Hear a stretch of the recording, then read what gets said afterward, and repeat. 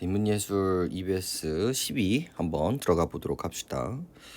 자, 19세기 말 미국에서는 남북 전쟁의 종전 이후에 산업이 급속도로 발전하면서 자본주의가 발전되었고 자연과학, 법학 등 실제 사람들의 삶과 밀접한 학문이 발전되면서 기존의 형이상학적 철학 이론들에 대한 의문이 제기되었습니다. 자, 여기까지만 끊었을 텐데 여기까지가 이제 기본적인 뼈대가 되는 구조가 되는 거거든요. 그래서 위쪽에서도 보여주고 있지만 이 19세기 말 미국이라는 이 시기가 이러한 자본주의 그리고 산업 이런 것들이 발전을 하면서 뭐가 이제 많이 발전했다? 과학과 법학 등 이 밀접한 학문이 발전했다라는 거죠. 그렇게 함으로써 이제 이루어진 결과가 이렇게 대칭이 만들어지는 거예요. 즉 기존, 즉 과거가 만들어지는 거고 이제 19세기 현재가 이제 만들어지게 되는 건데 기존의 형이상적인 철학 이 부분이 과거의 이론이 돼버리는 거죠. 그래서 기존은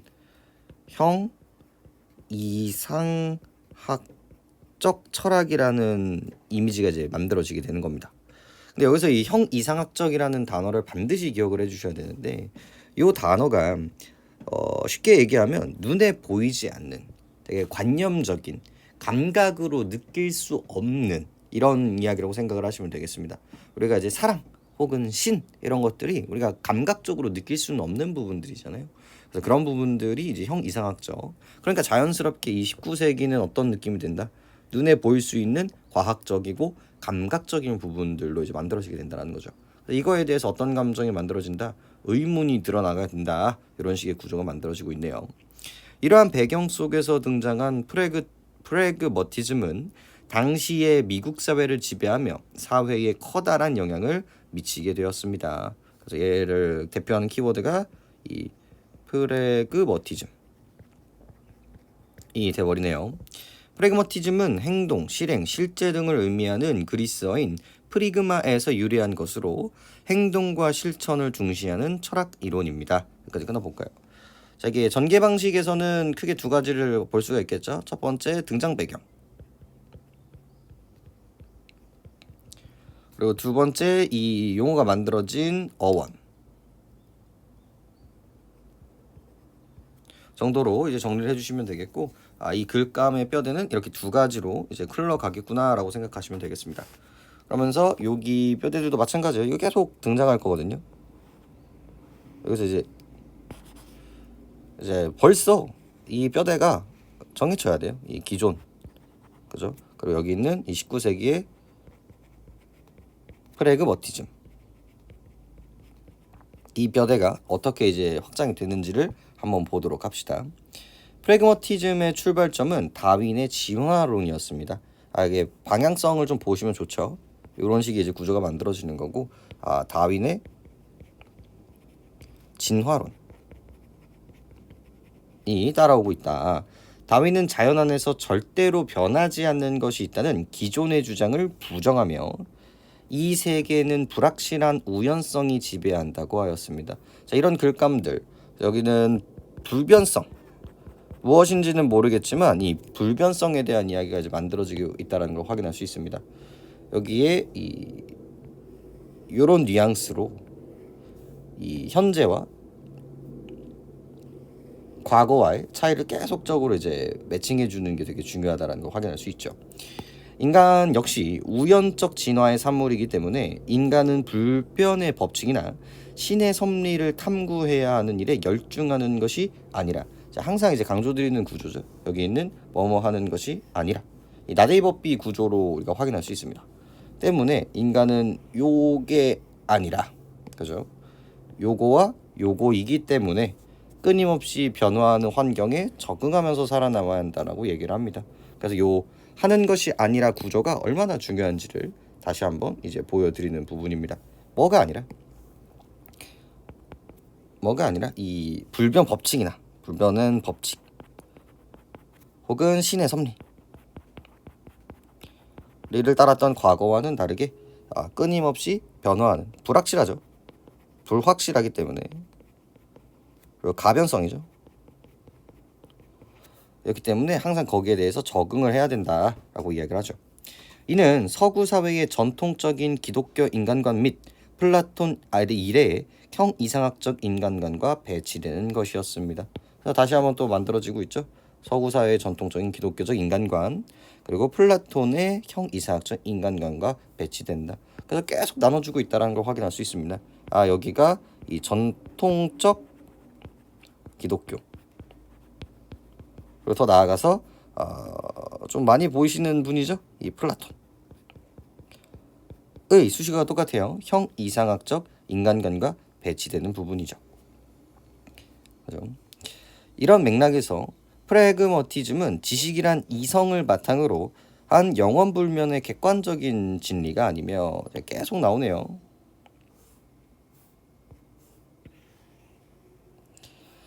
세상의 모든 환경과 변화에 대처하는 과정에서 달라질 수 있는 것이라고 보았습니다. 이 이야기만 계속 바꿔주는 것뿐입니다. 그래서 여기는 이성적인, 그 다음에 객관, 또 나오죠 불변성, 이런 속성들을 계속 추가하고 있다는 걸 확인할 수 있고요. 그 다음에 가변성, 다시 한번 강조하고 있는 부분들이고요. 그러면서 이제 앞에서 언급했었던 이 플라톤이라는 사람을 조금 더 이야기해주고 있습니다. 플라톤이 주장한 형 이상학적인 진리의 세계는 존재하지 않으며 모든 것은, 자 키워드 나오네요. 모든 것은 우리가 경험할 수 있는 범위 내에만 존재할 수 있다는 겁니다. 그래서 이 형 이상학적의 반대말인 거거든요. 모두 경험, 시각, 후각, 그죠? 경험, 감각, 가능의 이야기라고 볼 수가 있습니다. 역사와 시대를 관통하는 궁극적인 원리는 존재하지 않기 때문에 똑같죠. 현실적인 문제에 대한 절대적인 해결책은 있을 수 없으며 실천의 결과를 바탕으로 옳은 것을 판단해야 한다는 것이 프래그머티즘의 관점이라는 거예요. 여기는 이제 궁극적 원리. 그죠? 그 다음에 절대적 해결책. 다 똑같은 말들이죠. 하지만 있다 없다? 없기 때문에 우리는 뭐다? 실천을 하고 그거에 따른 결과를 바탕으로 뭘 하면 된다? 옳은 것을 판단을 하면 될 뿐이다. 철저하게 이 가변성의 이미지와 이 불변성의 이미지가 철저하게 이제 대칭을 이루고 있다는 걸 이제 확인을 하시면 됩니다. 이 두 번째 문단을 읽어내면서도 이런 작업들이 끊임없이 이제 되는 게 되게 중요하다고 볼 수가 있겠죠. 그 다음에 여기에 이제 플라톤에 대한 형 이상학적 이야기가 나오는데 이 아저씨에 대해서 이제 간략하게 얘기를 해드리면 이 사람은요 우리 세상이 이제 동굴의 그림자와 같다라고 생각을 합니다. 즉 이 하늘 혹은 이상 세계에 이 완전한 이데아가 있다고 생각을 했어요. 이 완벽한 세계. 근데 이 완벽한 세계가 이제 하나님과 같은 그런 존재가 이제 만들어진 공간인데 이게 우리 현대 사회, 이 현대의 약간 그림자처럼 이제 보여진다. 즉 현실은 이 이상 이대 세계의 이제 일부인 거예요. 혹은 카피본.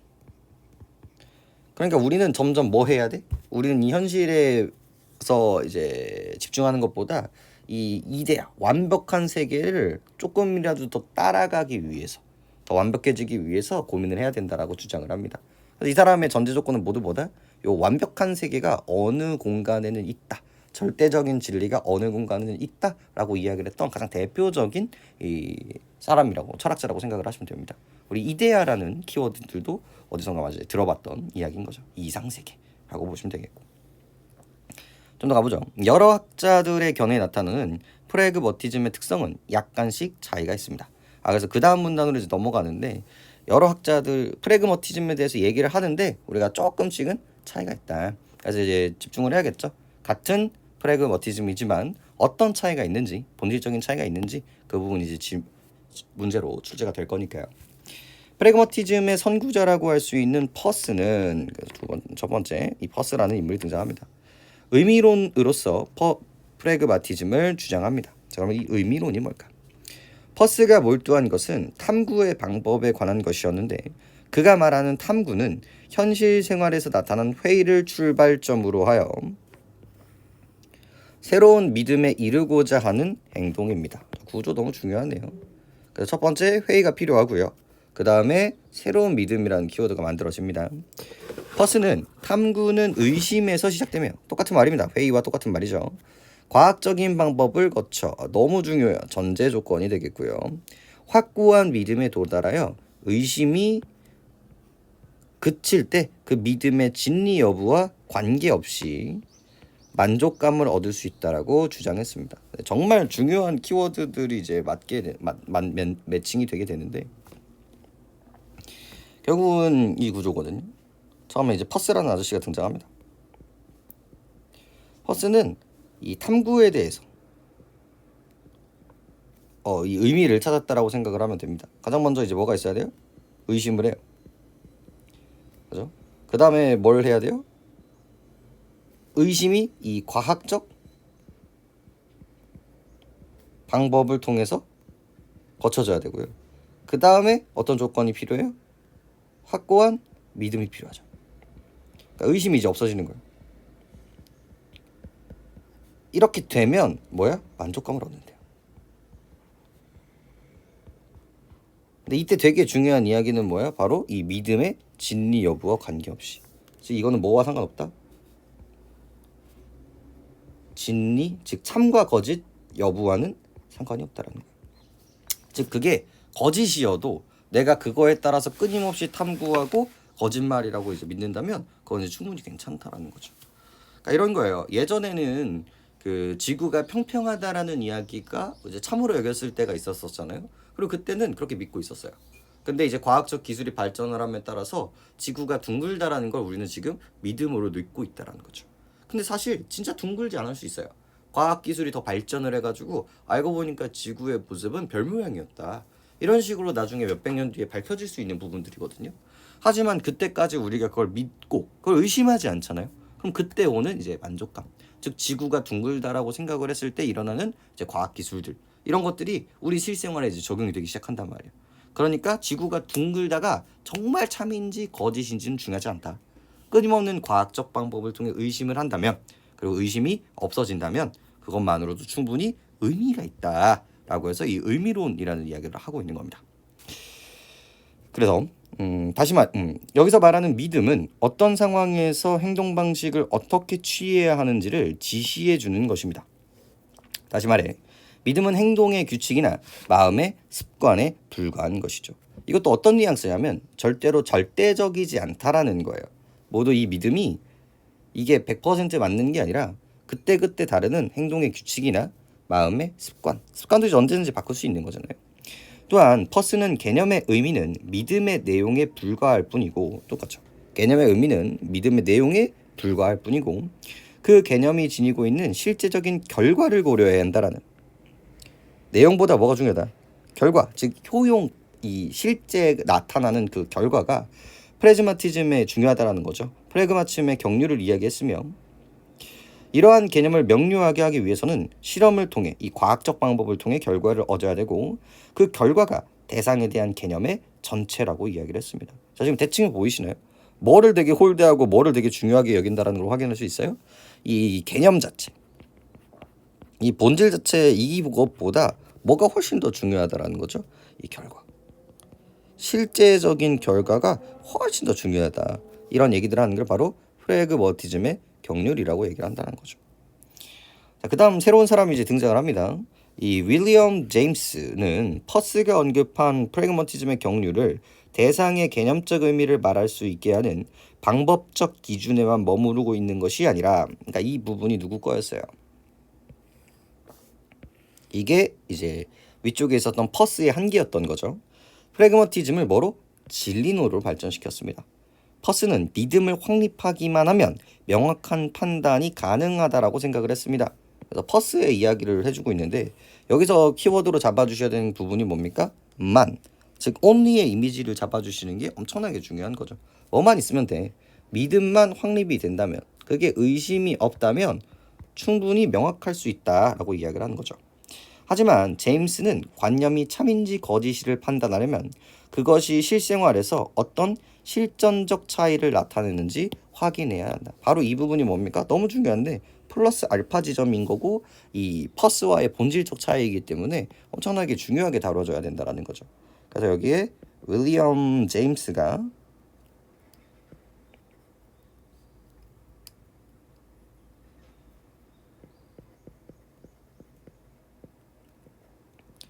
이 윌리엄 제임스가 이제 만들어지게 되는 거고요. 얘의 본질 얘는 뭐다? 이 진리에 대한 이야기들을 하고 싶다. 그래서 이 진리 여부는 위쪽은 only 뭐만 있으면 된다. 이것만 있으면 됐는데 요것만 있으면 됐는데 얘는 그게 아니라 플러스 뭐가 필요하다. 어떤 실천적 차이를 확인을 해야 한다. 플러스 얘까지 생각을 해야 된다. 이런 구조가 만들어지게 되는 거죠. 다시 말해 어떤 관념의 진위 그 자체로는 결정될 수 없고 현실에 적용됐을 때 그것이 유용한 결과로 검증된다면 참일 수 있는 것이다. 즉 진위는 자체는 의미가 없대요. 하지만 뭐가 중요하다? 현실에 적용했을 때 뭐이면 이게 똑같은 말인 거죠. 유용한 결과면 뭐가 된다? 참이 될 수 있다. 제임스는 이를 현금 가치라고 표현을 하는데 예를 들어 바늘 위에서 몇 명의 천사가 춤을 출 수 있는가라는 질문에 대한 답은 삶을 개선하는 데 전혀 유용하지 않는 지식이기 때문에 현금 가치가 없는 지식에 해당하죠. 두 가지 관념을 비교해서 진리의 여부를 판단한다면 어떤 관념이 사람에게 실질적인 효과를 줄 수 있는지를 따지는 것이죠. 즉 구체적인 결과가 있어야 똑같은 말이에요. 구체적인 결과가 있어야 의미를 지니게 되고 따라서 진리로 여겨지던 추상적인 관념들은 구체적 사실에 영향을 주지 않는 무의미한 것들이 되죠. 전통적인 철학자들이 추구하던 추상적 관념으로서의 진리는 그 자체로 가치를 지니는 것이 아니라 사람들의 삶을 실제로 향상시키는 역할을 할 때 비로소 가치를 지닐 수 있다는 것입니다. 그래서 너무 중요하죠. 그 자체로는 의미가 없다. 나대의 법비 구조니까요. 뭐가 돼야 된다? 실제로 향상시켜야 된다. 이게 가치가 있는 거고 이게 바로 진리가 될 수 있는 여지라는 거죠. 한편 제임스는 진리를 무엇인가를 향해 성장해 나가는 것으로 보았죠. 성장. 그가 제시한 새로운 진리는 새로운 경험과 낡은 진리가 서로 결합하고 수정된 결과입니다. 이는 제임스가 진리를 어떤 게 동적이고 상대적인 것으로 생각하였음을 나타납니다. 이게 이제 공통점이 되겠네요. 그래서 다 뭐다? 가변적이다. 절대적인 진리는 존재하지 않는다. 프래그머티즘의 존 듀이의 도구주의에 의해서 그래서 또 이제 세 번째 인물이 등장을 합니다. 존 듀이에 의해서 도구주의에 의해서 행동 요소가 더욱더 강조가 됐습니다. 포인트는 얘가 되겠네요.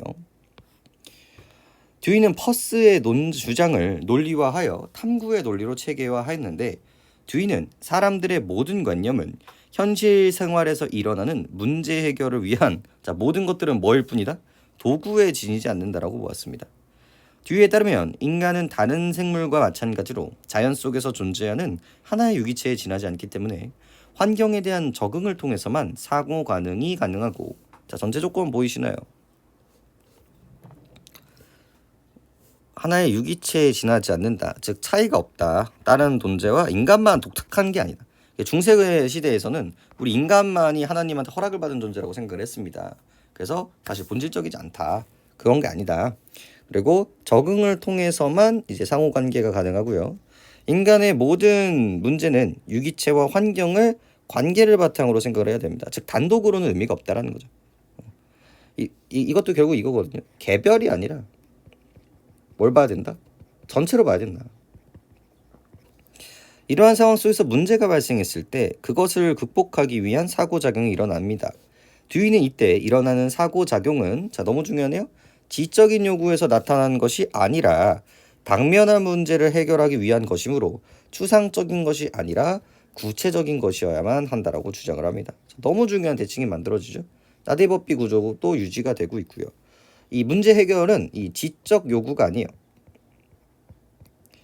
그렇기 때문에 만약에 지적 요구였다면 추상적인 해결이었으면 괜찮아요.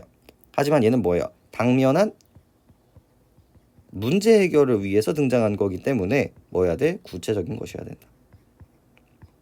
요거 아니라 요거다 라는 구조를 잡아주신다면 이 본질적인 문제 해결은 쉬워질 수밖에 없습니다. 또한 사고의 기능에 문제 해결이 있기 때문에 이를 위해서는 뭐가 필요하다? 탐구가 필요하다. 탐구는 문제 상황, 즉 불확정한 상황을 확정된 상황으로 바꾸는 것으로 너무 중요하죠. 이 사람이 얘기하는 이 탐구는 뭐다? 불확정을 확정으로 만든다. 여기서 문제 해결의 수단으로 나오는 것이 관념입니다. 그래서 이 수단이 뭐일 뿐이다? 관념이다.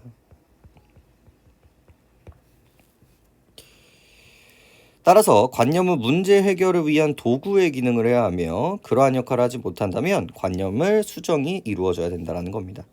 도구주의는 진리는 단순히 참된 지식을 일컫는 것이 아니라 또 하네요. 진리는 뭐가 아니야? 단순히 참된 지식을 의미하는 것이 아니라 보증된 주장 가능성, 즉 수많은 탐구를 거쳐서 이렇게 생각을 하면 이렇게 풀린다, 이런 방식들을 보증하는 그런 구조라는 거죠. 이것은 탐구의 과정을 거쳐서 얻은 지식이 실제로 문제 해결에 도움이 된다라고 보증하는 것입니다. 그러면 이제 도움이 안 되면 의미가 없다. 뒤는 이러한 방법론을 철학뿐만이 아니라 교육, 과학, 정치, 예술 등에 적용하여 프래그머티즘을 통한 사회 개성을 시도했네요. 자, 전통적인 철학자들과는 다르게 기억이 나왔네요. 프래그머티즘의 학자는 다른 관점에서 진리를 바라보았죠. 그들은 추상적인 진리를 추구하는 것이 아니라 실생활에 유용하게 적용될 수 있는 진리를 찾기 위해서 노력했으며 지식보다는 행동을 중시하는 생활 중심의 철학을 추구하였습니다. 물론 지향점이 분명하지 않고 가변적이고 유동적인 진리를 추구했기 때문에 그 본질이 모호하다라는 비판도 있습니다. 요게 이제 단점. 하지만 철학적 사고를 바탕으로 구체적인 삶의 문제를 해결하고 사회의 발전을 추구했다는 점에서 의의가 있습니다 라고 얘기를 하고 있네요. 그래서 앞에 있었던 얘기들을 다시 한번 또 정리하고 있고요. 여기는 의의 정도로 정돈을 해주시면 좋을 것 같네요. 자, 문제로 들어가 보죠. 윗글의 전개 방식으로 가장 적절한 것은 프래그마티즘이 발생하고 괜찮네요. 하지만 소멸되는 과정은 등장하지 않았기 때문에 벌써 끝났고요. 프래그마티즘에 대한 상반된 견해를 대조하고 각각의 입장이 지닌 장단점을 분석하고 있습니다. 프래그마티즘에 대한 상반된 견해부터 조금 잘못되고 있어요. 즉 대조 대비를 하고 있기는 하지만 그 과거에 있는 사람이 이 프래그마티즘을 비판하고 있는 부분들은 아니잖아요. 즉 프래그마티즘이 그렇죠. 대조는 이 키워드 때문에 괜찮기는 하겠네요. 여기 한 줄, 요거 한 줄. 네, 요거 한 줄 때문에 이 상반된 견해까지는 괜찮을 것 같네요. 그죠? 근데 이 전개 방식은 이제 항상 뭐다? 글 전체를 이야기를 해야 되기 때문에 저 한 줄 때문에 요 얘기가 OX로 만들어지는 건 이제 문제가 되겠죠. 그리고 장단점을 분석한다라는 거 역시도 되게 어색한 이야기들이고요. 과해요. 프래그마티즘의 주장을 설명하고 맞네요. 프래그마티즘에 대한 반론을 여기까지 맞는데 다양한 관점에서 제시하고 있지 않죠. 마지막 한 줄 가지고 찍으시면 안 됩니다. 프래그마티즘의 형성에 미친 이론을 소개하고 여러 학자들의 견해를 통해 프래그마티즘의 특성을 설명하고 있다. 자, 그래서 형성되었던 이론은 다윈의 이론이었죠. 앞부분 나오고 이제 중간 부분 나오는 이야기라고 볼 수 있기 때문에 전체 다 괜찮을 수 있습니다. 현실에 적용했을 때 발생할 수 있는 문제점, 해결 방안 전부 다 틀리게 됐네요. 자, 2번 보죠. A를 통해 알 수 있는 프래그마티즘의 입장으로 가장 적절한 것은 인간은 본질적으로 형이삭적인 이양을 추구해야 된다. 형이삭적이 아니라 구체적인 현실의 결과를 봐야 되고요. 이거는 전통적인 이데아, 우리 플라톤, 전통적인 기독교 학자들이 얘기했던 거고요. 역사와 시대를 관통하는 궁극적인 원리를 바탕으로 하면 안 되고요. 플라톤이 형이상학적 인간관에서 말하는 것과 같은 영원불변한 지식을 실천하면 안 되겠죠. 대칭이 만들어졌으니까요. 인간은 우연한 진화의 산물이기 때문에 삶의 문제에 대한 해결책은 절대적이지 않고 환경에 따라 적절하게 달라질 수 있다. 너무나 맞는 얘기가 됩니다. 삶에서 발생하는 문제는 인간의 우연적인 진화의 산물이라는 특성 때문이므로 이성을 바탕으로 한 객관적인 진리가 아니라 상대적인 진리를 추구해야 되고요. 이성도 상대방 거였습니다. 즉 이번 같은 문제는요. 뭘 잘하면 잘할수록 여기에서 있었던 이 대칭을 잘하면 잘할수록 이런 것들을 해결할 수 있는 부분들이겠죠. 그래서 저 뼈대를 최대한 가지고 이 2번 문제로 들어오시는 게 되게 중요한 포인트였습니다. 자, 3번 보죠. 퍼스의 입장에서 보기를 이해한 내용으로 가장 적절한 것은 다이아몬드는 가장 단단한 물질이다라는 문장의 의미는 무엇인가? 단단하다라는 건 사전적 의미는 어떤 힘을 받아도 쉽게 그 모양이 변하거나 부서지지 않은 상태에 있다. 따라서 위의 문장은 다이아몬드는 다른 물질과 비교했을 때 쉽게 모양이 변하거나 부서지지 않는 경도가 가장 강한 의미가 된다. 그래서 요 얘기를 가지고 퍼스에 대한 이야기들을 해야 되는데 우리 퍼스를 들어가기 전에 다시 한번 떠올려 볼까요? 퍼스는 탐구가 중요하다고 했어요. 정말 다이아몬드가 단단한가? 그렇게 본질이 맞는가? 라고 해서 과학적 방법을 적용을 해야 된다는 거죠. 정말 단단한지 다른 거랑 부딪혀보고 이제 뭐 원자도 분석해보고 과학에 돌려보고 뭐 이렇게 해야 되죠. 계속 했는데 다이아몬드가 혼자 살아남은 거야. 아, 다이아몬드가 이제 가장 단단하구나. 그래서 만족감을 느끼고 그 다이아몬드를 이제 과학적인 실생활에 이제 적용됐을 때 의미가 있는 거다라고 생각한다라는 거죠. 사실 다이아몬드가 가장 단단하지 않을 수 있어요. 하지만 그게 중요하지 않다? 중요하지 않다라는 거죠. 그래서 그 키워드를 가지고 이 글감들을 이제 보게 된다면 자, 다이아몬드가 가장 단단한 물질이라는 문장의 의미에 의문이 생긴다면 새로운 믿음에 도달하기 위해서 탐구의 과정을 거쳐야 되겠네요.